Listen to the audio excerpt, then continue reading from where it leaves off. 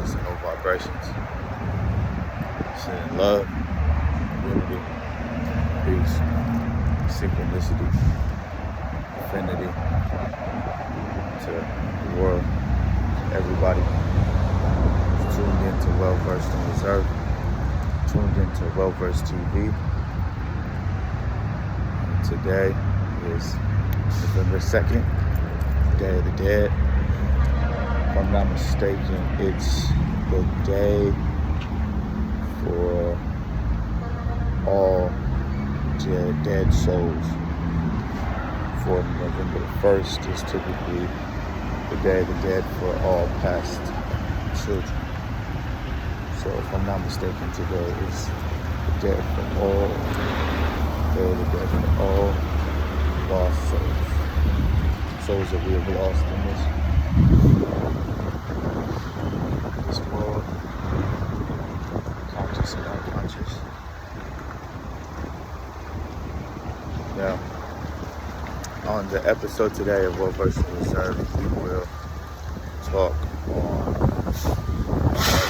manifestation and what manifestation entails, what comprises the function of manifesting from fourth dimensional planes or higher. However, it's a widely pronounced topic, it seems, in our era, in our time right now, is that a lot of people are starting to wake up, that there's a consciousness shift, and within this consciousness shift, which has taken place, I feel, for the last 100 or so years, predicated on the advancement of science and how science has become a lot more mystical and a lot more etheric, a lot more invisible in its properties and in its function. So predicated on that phenomenon, I feel it has aroused the interest of the public, the consumers, to ask the questions: how are these invisible things taking place? How are these invisible workings happening? How is it manifesting? So, the networking of social media has been a big advertisement. It's been a big association with laws of attractions and the concept of laws of attraction, the concept of the chakras, the science of the chakras, the science of meditation, and is giving it more exposure because as this phone is here in my hands, I'm able to emanate this knowledge or this insight for others to ascertain, register, and breed their own conclusion. However, this networking of knowledge has given a lot of different interpretations of the same message. Different perspectives, different narratives of the same thing. Which I can't say other people's narratives or perspectives are the wrong methodology of how to be in unison with manifestation and how to activate their powers of manifestation. I can't say that because for everybody, spirituality is a relationship, and every relationship is uniquely sculpted to that person. And And however, like in any relationship, like you have a relationship with your work, a relationship with your significant other, however it is, unless you two are in complete resonance, which is very, very rare, as they call it one soul or soulmate, each of you bring different elements to the relationship. So your relationship to spirituality is that naturally, through inclination, you are rendered through karma, through cause and effect, through genetics, through everything. You're rendered a natural ability, a natural hypersensitivity, a natural power to the spiritual realm. However, it may be a thinness of auric field, which they call hypersensitivity, where people are able, where a person or a soul is able to ingest, able to receive, able to feel everything that's going on around them, able to feel somebody's spirit, somebody's emotions, like even greater than their own, as if they're just a vessel like sponge, right? That's a power. There's other powers of clairvoyance. There's clairaudience. There's visions. There's astral travel. There is mediumships, communications. There's greater powers of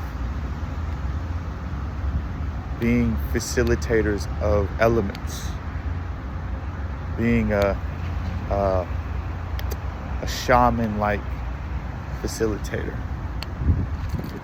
being in communication with animals, the ability to communicate with other species. There are vast amounts of spiritual abilities that everybody has encompassed in them.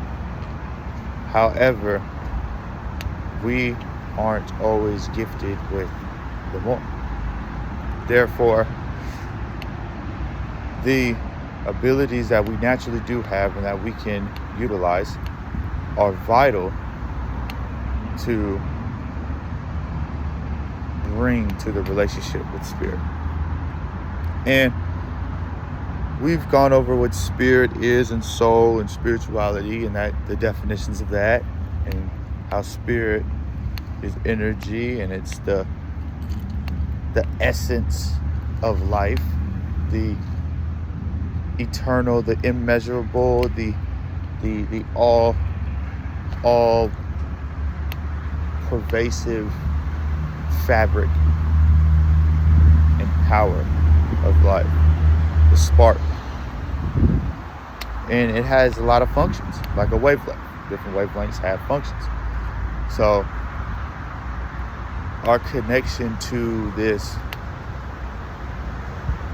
universal source that has incubated this reality in 3 dimensions, in the 3rd dimension. And these 6 senses that I speak of are our gateways to our union with that.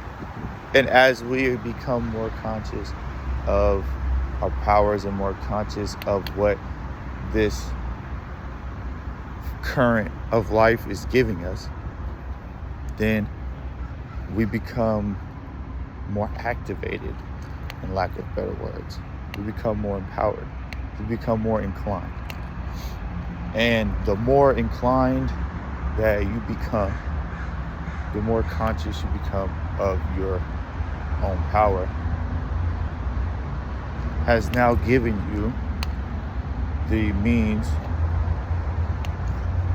to create within this 3D physicality. Now,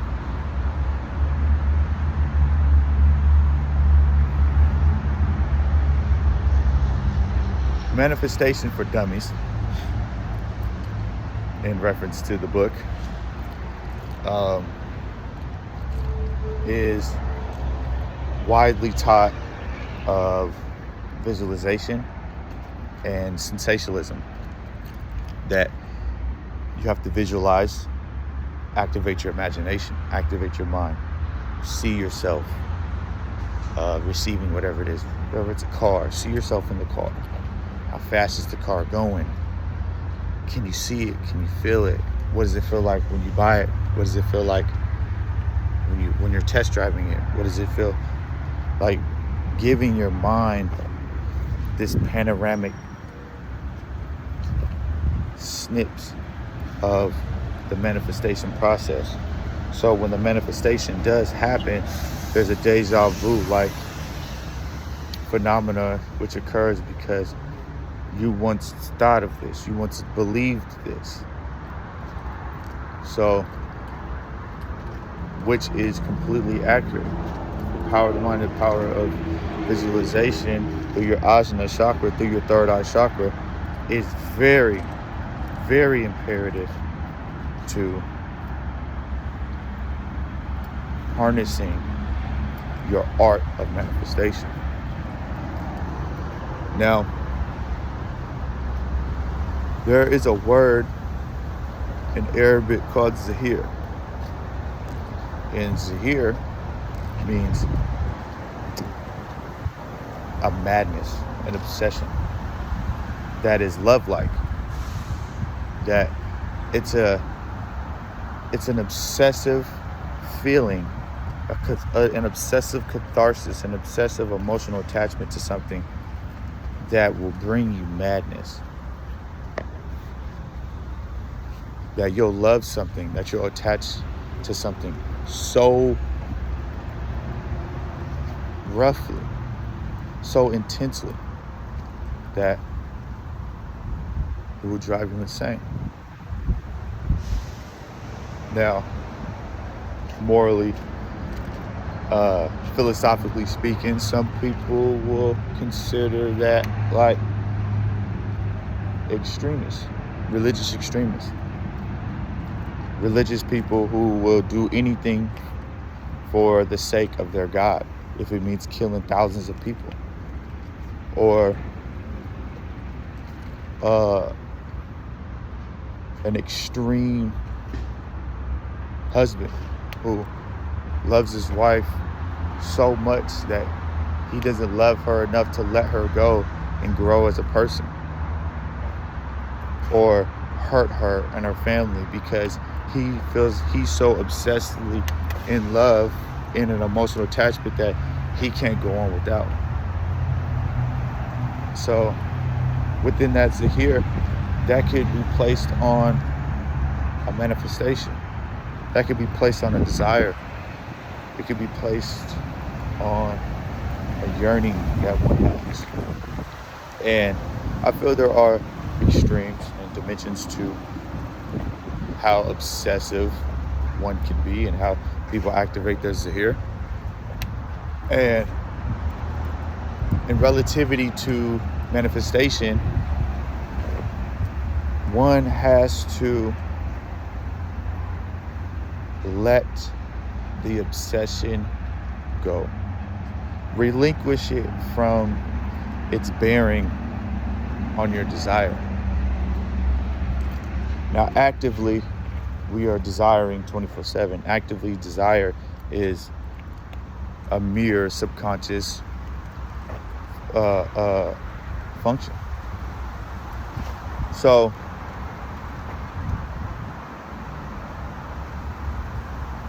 when the mind, the imagination, and desire is poured into a manifestation, poured into a wanting that you have, and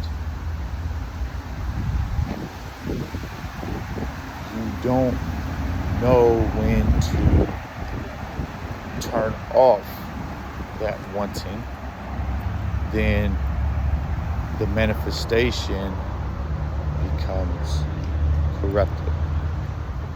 And it's corrupted by the ego. It's corrupted by a lack of humility. It's corrupted by a lack of patience, by a lack of love. To obsess is not to harmonize. To obsess is not to allow something to flourish. If you constantly water your plant every day, desiring it to grow and grow, and you overwater it and it doesn't grow properly, or it never grows, it wasn't because the plant decided not to grow. It's because the harmonic process was not genuinely, was not compassionately, was not unconditionally given. It didn't, and that process was not fulfilled properly. So in order for manifestation to come into fruition, one has to water the plant and step away and let it naturally work. As you, or I, or we, the gardener, as we walk away, we give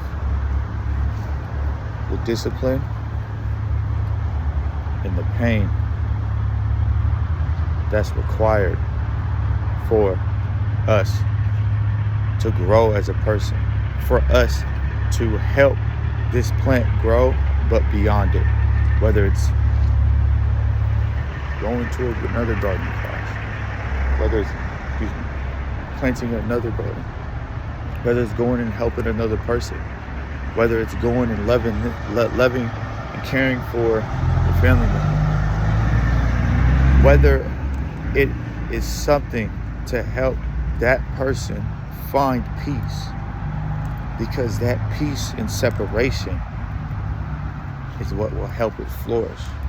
And when the timing is right, and when that intuition activates, you go back, the reminder, oh, my plant, go back and you water it, you love it, you harmonize with it, then you step away.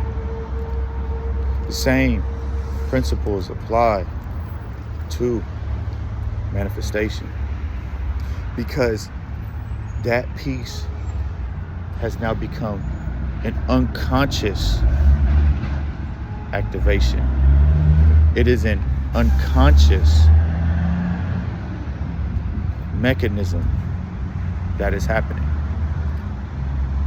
When something becomes unconscious, it now takes a process of its own beyond your awareness. Now the miracle can happen. Now the serendipity can apply, because the mind is somewhere else. Now we can track back to, what does it mean to estrange your soul from another soul in order for this miracle to happen?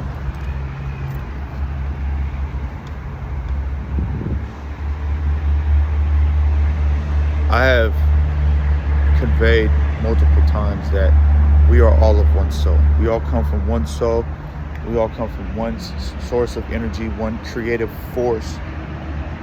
And these subjective experiences of ourselves, of my existence and of my living, is merely only my illusion of thinking that this is a soul, and that we were put into this three-dimensional framework of illusion so that we will come to realize that behind the exterior of all this, behind all this matter,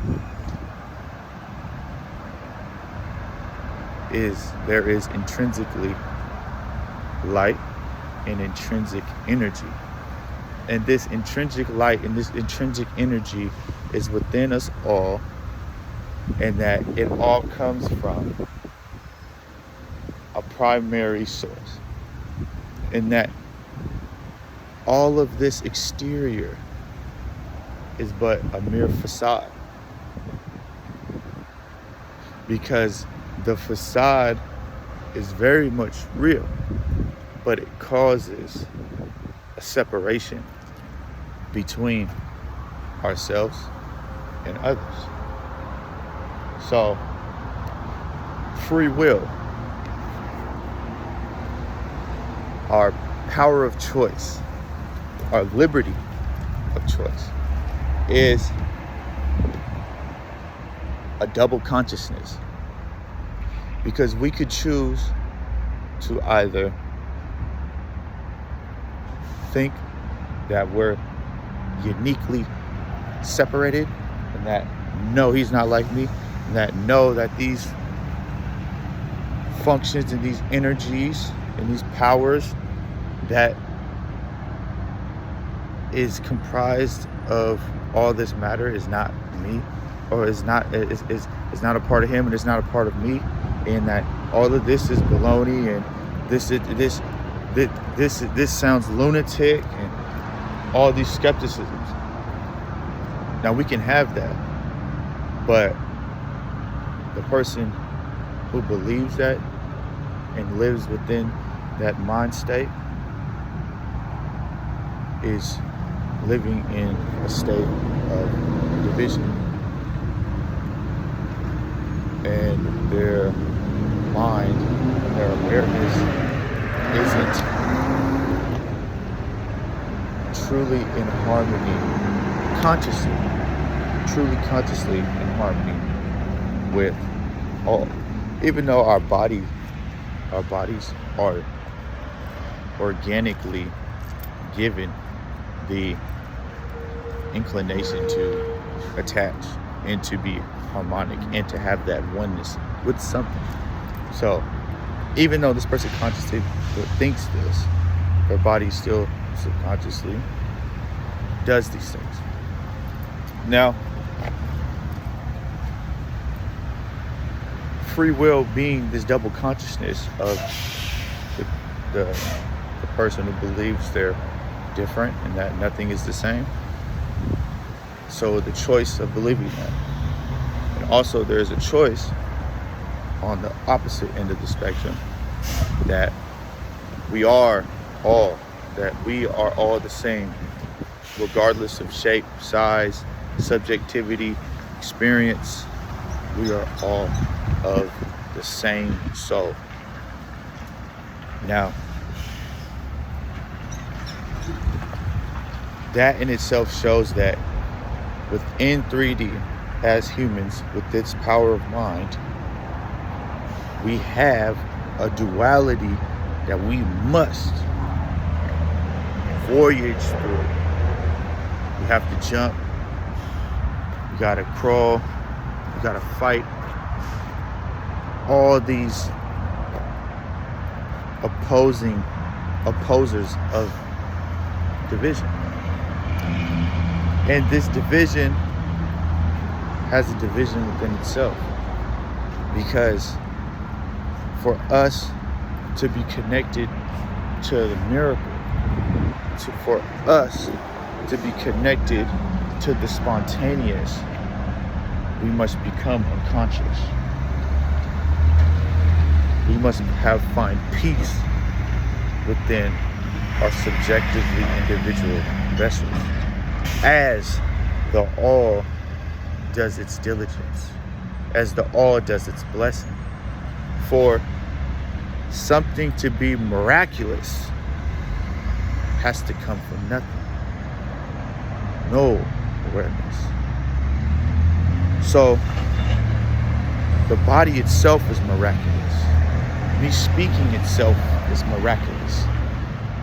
Your mind, your thoughts, your memories, your dreams all come from an intuitive, miraculous spark.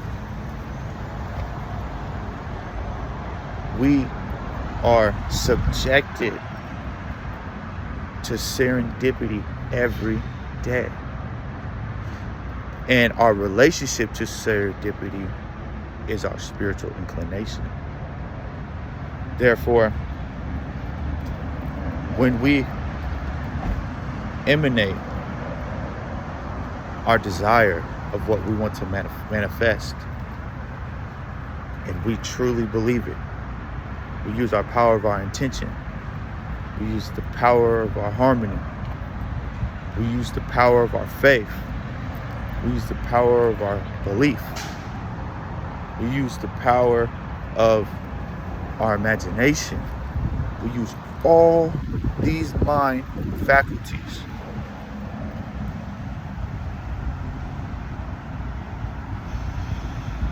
And we stay the course. We do what we need to do, which is correct, to achieve this goal. And when you concentrate on the work that needs to be put in, when the stream of time and the stream of consciousness and concentration is within the work, then the manifestation becomes miraculous. It becomes possible through possibility. Now, we can compare this to a meal, right? So, you eat dinner, you eat your course, you eat your plate, and you got a piece of cake. You focus so much on this, right? So grateful. Eat your food, eat your vegetables with it. Take a bite of your bread, and you just eat this, and you stay zoned in to this meal. That once you're done with this meal, and you take your breaths, and you thank this meal. You say, thank you for this work, for me putting in this time to eat. Thank you. And you look, you see that cake? That cake becomes a slice of heaven. Because now, it's a gift. Now, it's something spontaneous that was unconscious to you. Therefore, that is the art of manifestation. The art of manifestation is to become unconscious of your desire as you put in the work and as you do what's necessary to achieve what you want. Because if you fixate on your wanting, it now goes against you. Because we have the power of double consciousness. We have the power of whether or not we're separate or we're together. And within this life, on this planet, our purpose is to learn how to activate our conscious and our unconscious, our separateness, our human soul, and our universal soul, and to ascend and descend that ladder as we're here. And that can never take place unless we have the proper tools, mentally, emotionally, physically, materially. It takes balance. And that's what is the art of manifestation, is that balance. Now, for most, they may have a hard time turning off their mind, turning off their fixation, their obsession, which is human nature. So that in itself would be the discipline. That in itself would be the work you put in. Excuse me. Asking yourself, introspecting, what is it that works for you to turn your mind off? What is it distinctively that will help refocus on the work and the pain that is required to achieving this manifestation. And it's crazy because if you really think about it, this art is intrinsically and metaphorically expressed in ritual. When people do rituals and they connect and they're manifesting spirits and they're manifesting these spiritual connections, they're putting their mind into the details oriented in the ritual, to where that they do the drumming, they do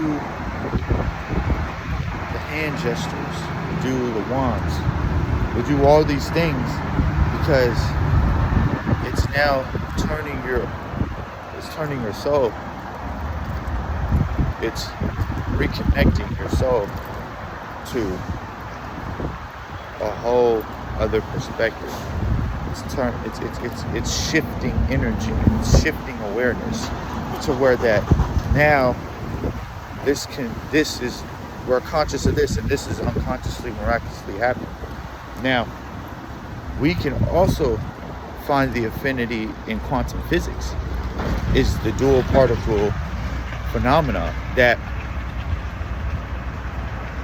everything that you look at, all this matter is only matter because of a conscious observer. If there was no conscious observer, there was no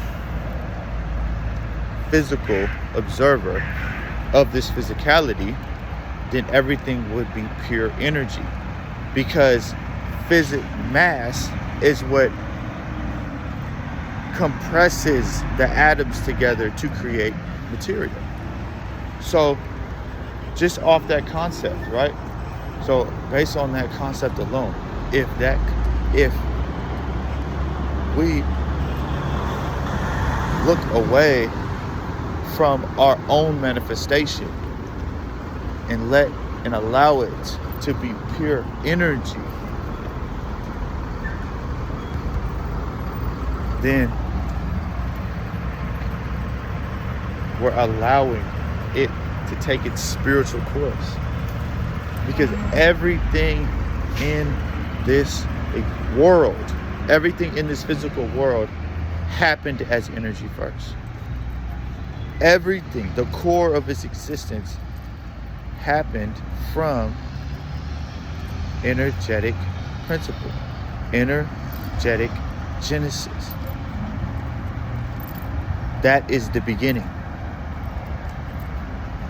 So you have to let energy, the unconscious, the immeasurable, the invisible, you have to let it, allow it to do its deed, to do its duty.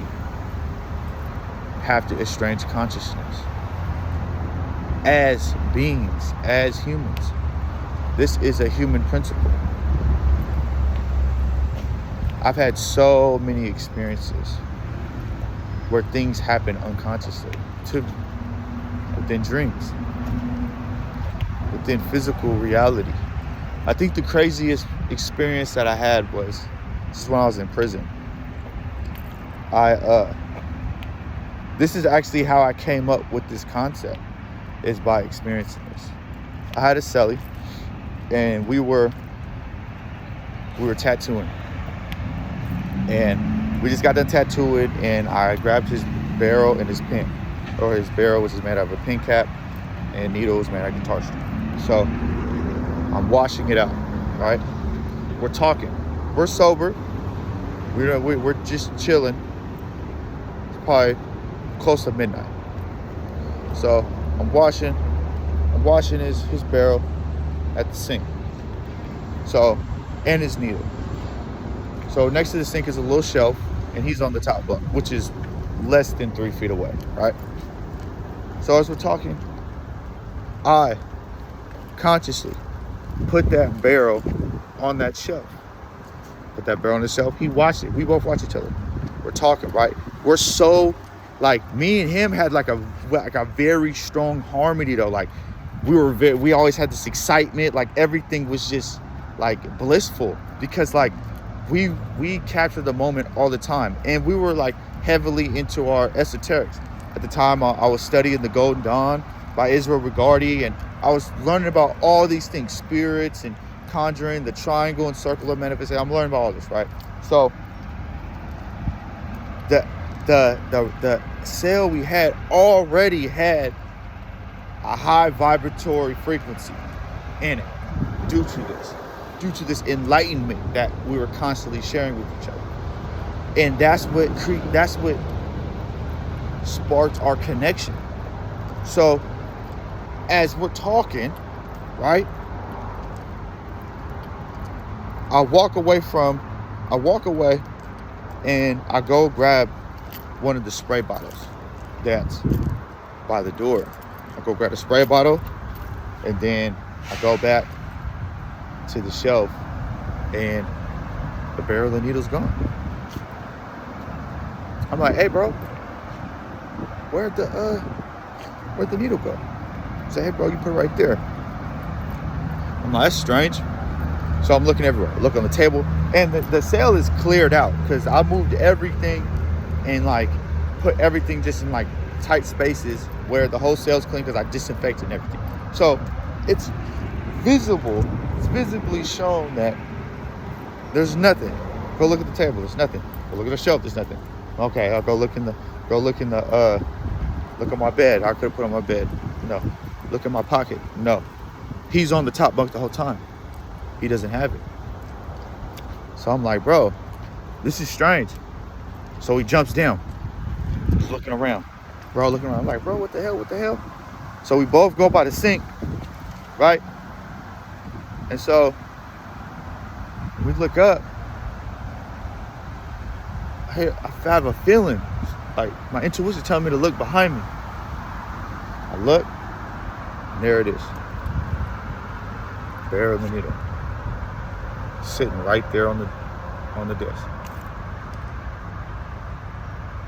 I said, hey bro, look.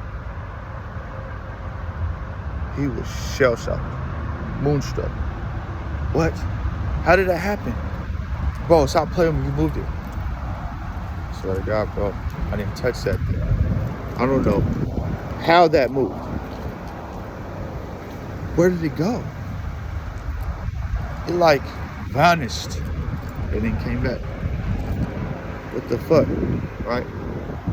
So he kind of gets a little spooked and jumps on the bed. He's like, man, I'm getting on the bed, bro. And this wasn't his first time doing that, because there was other times when we had some spiritual activity and he was like, I'm getting on the bed, fuck this. And like things were just unconsciously happening, and it was strange and miraculous. It was strange but very miraculous at the same time. And when I sat back and I started thinking on it, that's where I came up with this theory, with this concept of manifestation having an unconscious essential nature to it. Because not only was it happening where things were coming up missing and then miraculously popping back up, but also things were happening within the subconscious mind that were coming into reality. There was things that were unconsciously that I would put out there and forget about, and then bam, it would come. And it's not that I would forget about it, it's that I didn't dwell on it. And the more that I dwelled on it, then it just seemed impossible.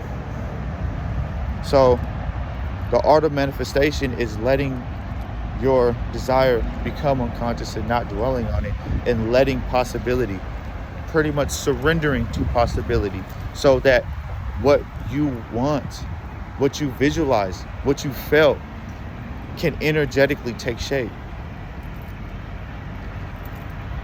It's literally like in that situation, it's like when you forget about something. It's like when you when you lose something and you consciously, you're like, oh, I'm really trying to think really hard and remember where I put this thing at, and you can't remember because you put too much conscious attention into it. You have to just let go. You just have to let it go. You gotta put faith. You gotta have faith, and that is the power of faith. That is the power. Is the power of belief, the power of faith that is required. And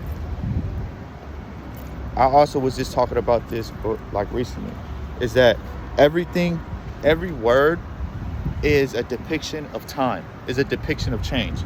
Like hope and faith is not the same thing. To hope for something is that, okay, maybe this won't happen, or I have hope that something good will come about.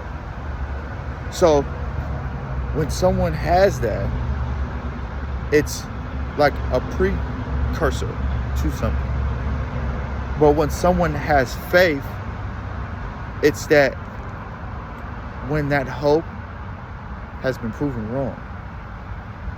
When you hoped for something and it went bad, and now I gotta have faith that everything's gonna play out now. So that's every word has its own world, has its own turning to it.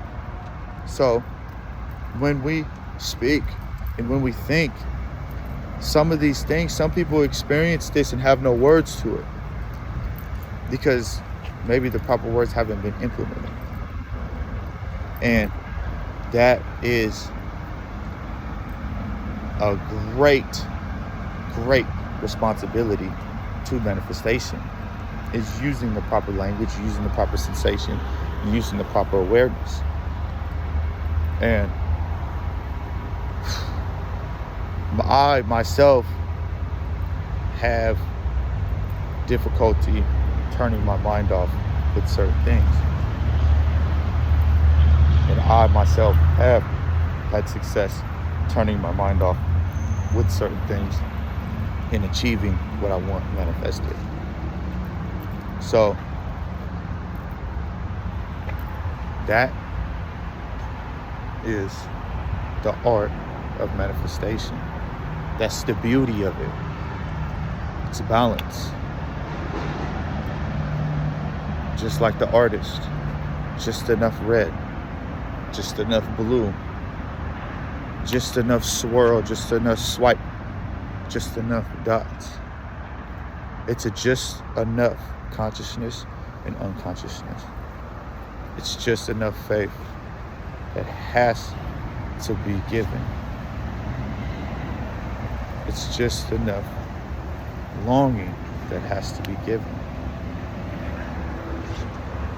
And also, this takes self-reflection. This takes sacrifice. At any time you make a sacrifice within your own temple, within your body, when you put your own discipline on that altar and sacrifice, you will always come out gifted. You will always come out blessed. And I have this tatted on my chest. Lord gifted. The Lord has given us a temple, an altar. What you balance and the discipline that you put on that and you sacrifice will be blessed to you miraculously, as long as you have the liberty to decipher the dualism between volition, between free will, whether or not you will be of one soul or whether or not you will be of egoism.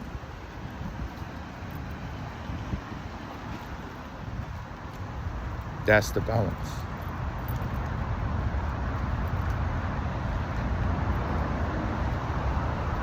Now, this could most definitely be a breakthrough for you. This may be something that you've always known. This may be something that you're already conscious of and that you already practice on a daily. which is commendable. I love that. And I ask those who are of this enlightenment to give that to others, to help others learn how to become unconscious of their own mind so that they can grow. Help others become unconscious of their own desires so they can receive. They say it in the Bible. You have to give in order to receive. Sometimes you just got to give up your consciousness. You got to give up your soul in order to receive. And this isn't in no sinister way. This is in a balanced spiritual way. And I feel the true adepts, and I feel the true optimistics, the true expanded thinkers will understand this. It's not as sophisticated as one may assume or comprehend. What you discern is practically your mental and emotional reality. That's the one thing we don't share.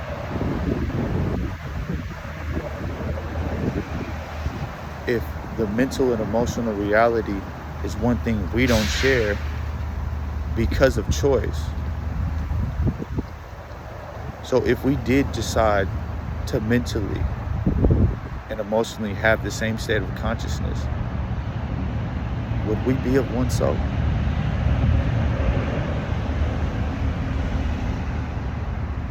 If we mentally and emotionally resonated on the same state of consciousness,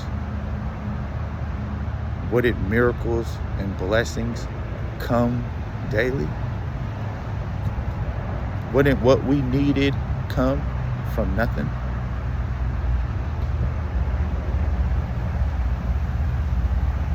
This is Well Versed and Reserved, y'all. This is Well Versed TV. Rise above. Rise above your animal self. Rise above your instincts. Think. Think for others. Think for yourself. Feel for others. Feel for yourself. Be conscious of your balance. Be in harmony. Be in love. Shed peace. Shed light. Shed knowledge. Have patience when you speak, when you think, when you act. It's all one love, y'all. I'm gonna catch up with y'all in a minute.